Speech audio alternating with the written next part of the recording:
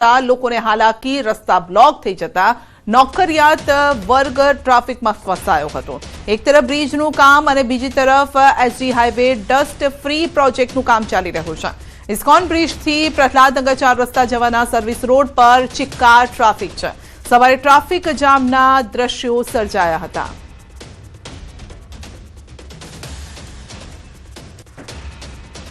રોજનું આ બાજુનું ટ્રાફિક થઈ ગયું છે। આમ ધડાંગ ઉતરીએ ને તો 15-15 મિનિટ જતી રહે। ડસ્ટ એટલો ઉડે છે જેની કોઈ હદ નથી, જેના કારણે ગળામાં ખરાશ ને એવું બધું થઈ જાય છે। રોજનો નોકરીવાળાને તો હેરાન થવાનું થાય જ।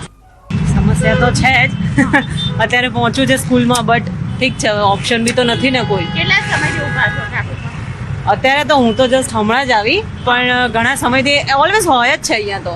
It's a main issue. Like અત્યારે તો બ્રિજ પણ બની રહ્યો છે, સો હોય જ છે।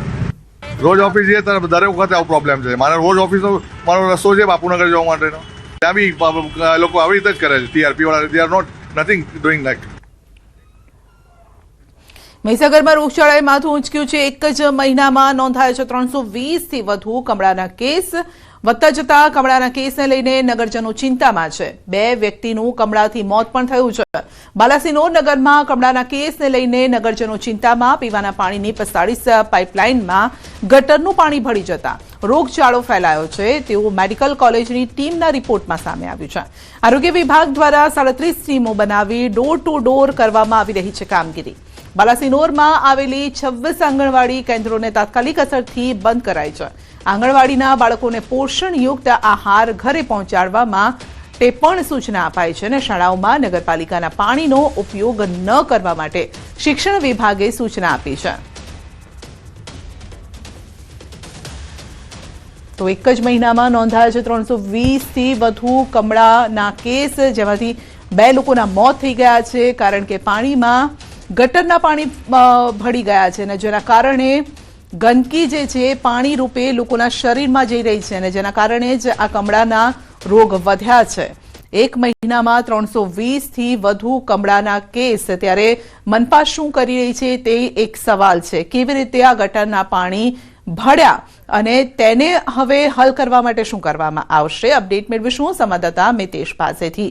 જી મિતેશ, કમળાના કેસમાં સતત વધારો શું કરી રહી છે પાલિકા?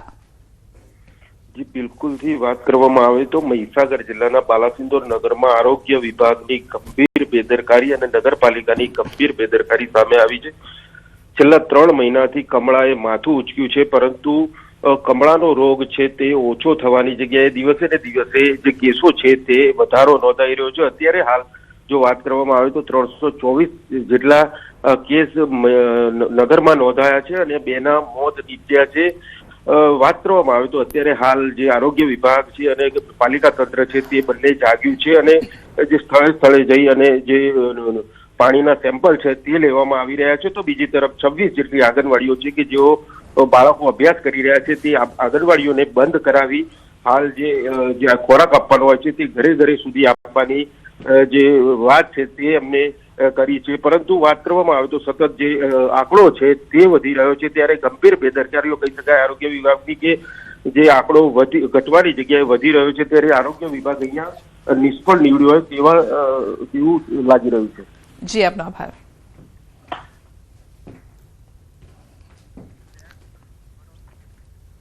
વડોદરા શહેર કોંગ્રેસમાં જૂથવાદ ચરમસીમાએ પહોંચ્યો છે। વોર્ડ નંબર 1ના કોર્પોરેટર પુષ્પાબેન વાઘેલાના જનસંપર્ક કાર્યાલયના ઉદ્ઘાટનમાં થયો છે વિવાદ। વોર્ડ પ્રમુખ અને 2 કોર્પોરેટરને આમંત્રણ ન અપાયું। કોર્પોરેટર અને વોર્ડ પ્રમુખની ગેરહાજરીની પ્રમુખ ઋત્વિજ જોશીએ નોંધ પણ ન લીધી।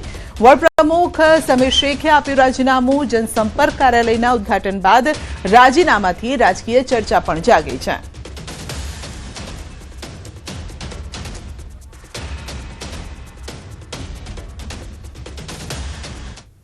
અરાવલીના પહાડો મુદ્દે કેન્દ્રીય મંત્રી ભૂપેન્દ્ર યાદવનું નિવેદન છે। અરાવલીનો કુલ 1,47,000 ચોરસ કિલોમીટરનો વિસ્તાર છે અને માત્ર 2% વિસ્તાર જ ખનન થઈ શકે છે।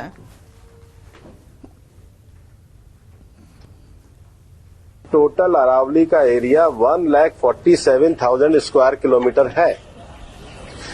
इसके बाद केवल अभी की जो मेरे पास 39 डिस्ट्रिक्ट है, केवल 217 किलोमीटर, मतलब